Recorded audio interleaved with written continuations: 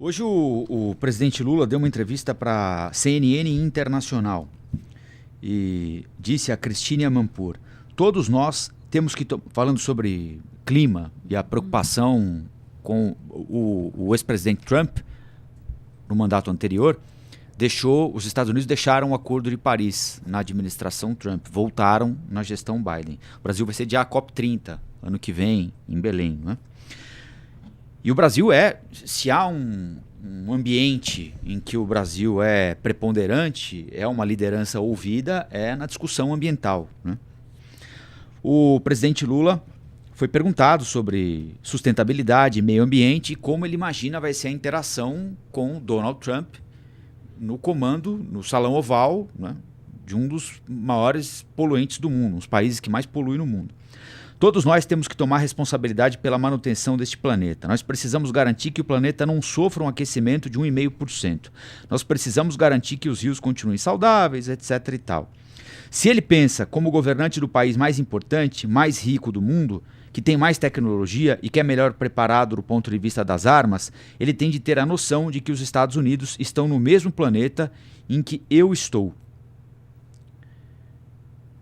Quando a gente tiver assunto para conversar, se a conversa for por telefone, se marca. Eu espero que seja essa a relação, o presidente Lula disse. E hoje o presidente Trump demorou, não é? Muita gente estava estranhando a demora. O presidente Putin se manifestou e disse que espera ou está pronto para restabelecer relações com os Estados Unidos. Disse que qualquer desejo de restaurar relações com a Rússia e facilitar o fim da crise com a Ucrânia merece atenção.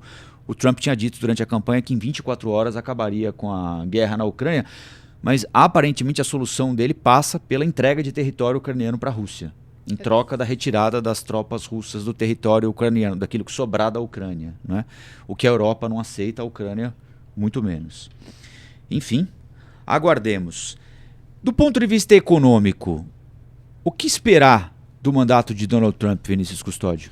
A gente pode esperar pelo menos essa tendência, um dólar mais forte em relação às outras moedas do mundo. Donald Trump chegou a falar que ele não tem problema nenhum contra a China. A questão é que ele quer que os produtos e as empresas que estão produzindo na China produzam nos Estados Unidos. Quer dizer, ele tem todos os problemas em relação à China, né? Por que as empresas escolhem produzir na China e não nos Estados Unidos? Tem uma série de fatores. Você tem uma mão de obra mais barata, você tem uma diferença de impostos. E o Donald Trump, ele tem essa característica protecionista, né? Então ele vai proteger a economia americana. Ele tende a cortar impostos nos Estados Unidos e a aumentar impostos de produtos externos que chegam ao país. Então ele vai favorecer muito a indústria local. Isso tende a favorecer também o dólar frente a outras moedas, inclusive frente ao real. E a gente precisa entender qual vai ser a capacidade que Donald Trump vai ter de colocar medidas principalmente contra a China, né? A gente já falou, ele já disse que quer trazer algumas empresas para cá, né, para os Estados Unidos. Como que ele vai conseguir colocar sanções em relação aos produtos chineses? Como que ele vai deixar os produtos chineses em um preço competitivo com a produção americana? Porque você tem um cenário local muito diferente, né? Na China, a condição de trabalho, as horas que você pode ou não trabalhar, a condição para você fazer hora extra, essas condições elas são muito diferentes do que outros países, né? Em outros países você tem regras trabalhistas mais rígidas, ainda que nos Estados Unidos essas regras sejam mais flexíveis em comparação, por exemplo, com a nossa legislação. No entanto, se for comparar preço, se a definição de qual produto vai ficar, de quem vai vender mais, é muito difícil você conseguir produzir na escala que a China produz a um preço que a China entrega. Então o Donald Trump deve tentar caminhar nesse sentido, deixar os Estados Unidos competitivos, tentar isolar o máximo que for possível a China, diminuir a produtividade. Mas tem como fazer isso? Depende, porque Porque a estratégia dele... Bom, a gente já tem um primeiro mandato para fazer comparação. Sim. Né? A estratégia dele foi, como vocês que cobrem economia e como os economistas costumam dizer, foi levantar a barreira, né? Sim. Ele sobretaxou o aço brasileiro, por exemplo, não é? E pretende sobretaxar produtos vindos da China.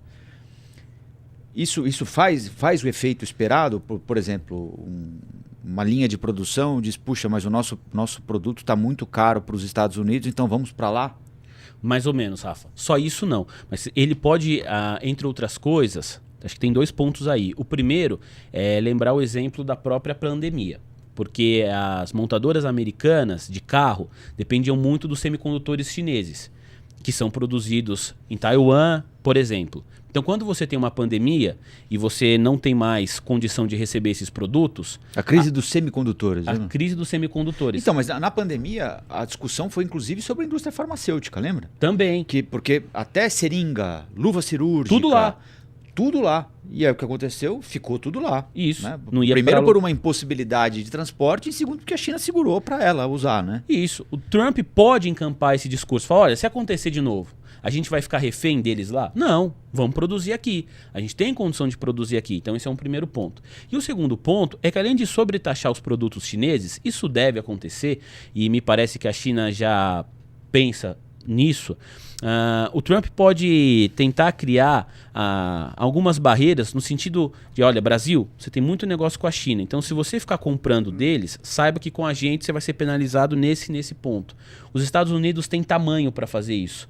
Se ele vai de fato comprar essa briga nessa proporção, aí a gente vai precisar esperar. Acho que o primeiro discurso ele é mais palpável e ele deve encampar logo de saída. Porque agora também, né, Ellen, ele chega num momento diferente daquele de 16, com os BRICS muito mais... Né, eles se sentem muito mais fortes, né, querem procurar moeda para fazer negócio entre eles que não seja o dólar. Pode ser uma tentativa de pressionar, mas enfim, né, você vai... tentar negociar colocando a faca no pescoço de um grupo que tem Índia, China, Rússia, Brasil. Mas assim, é um grupo que tem Índia, China, Rússia, Brasil, mas o quanto a gente tem realmente uma força de pressão aí. Não sei se os BRICS é um peso palpável. Equivalente. Exato, eu acho meio difícil. Aliás, hoje eu recebi um meme desses que era uma brincadeira, que era justamente o Putin e o Xi no olho mágico do Trump dizendo, vem pro BRICS com a gente, né? Tipo, é basicamente isso, assim. Porque existe uma admiração, inclusive, ali, né? Fala toda essa barreira, mas existe uma admiração ali bem grande. Então, me parece que os Estados Unidos têm muito mais tamanho para fazer essa envergadura de imposições e de sanções do que os BRICS ali para negociar e dizer, não, mas eu não vou entrar nessa.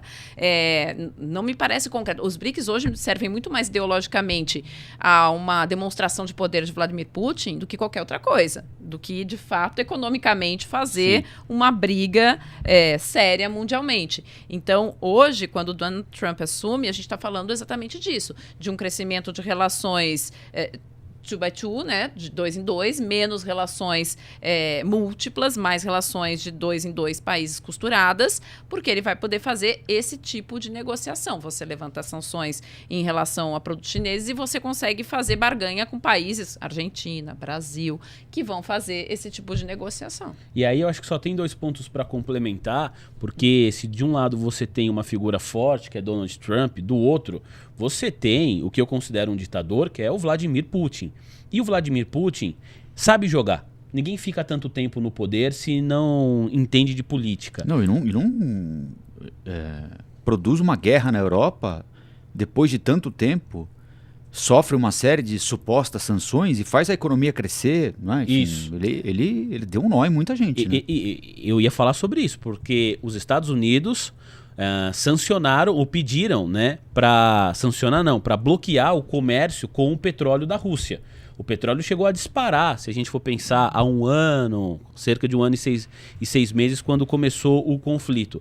A Rússia continua vendendo petróleo, inclusive para a China. Então, a economia russa mostra que há crescimento dentro do país, a despeito de qualquer sanção que os Estados Unidos tentou ou tentaram colocar no petróleo produzido pelo país comandado pelo Vladimir Putin. Mas o que eu ia comentar, Rafa, do Putin saber jogar, no ano que vem, quem comanda o banco dos BRICS, quem define o presidente, é a Rússia.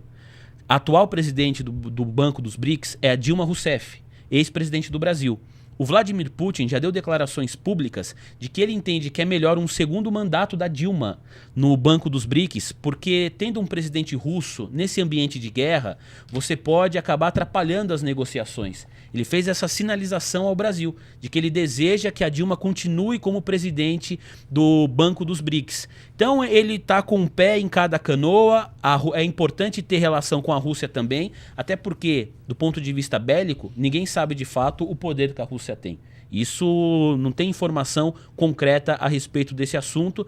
Vamos esperar para ver qual vai ser a relação de Donald Trump e Putin, que num primeiro mandato foi uma relação de altos e baixos, né? Olá, aqui é o Rafael Colombo. Gostou do que acabou de assistir? Se inscreva no canal Cortes do Flow News para os melhores momentos. Quer acompanhar os nossos programas na íntegra? Então se inscreva no nosso canal oficial Flow News.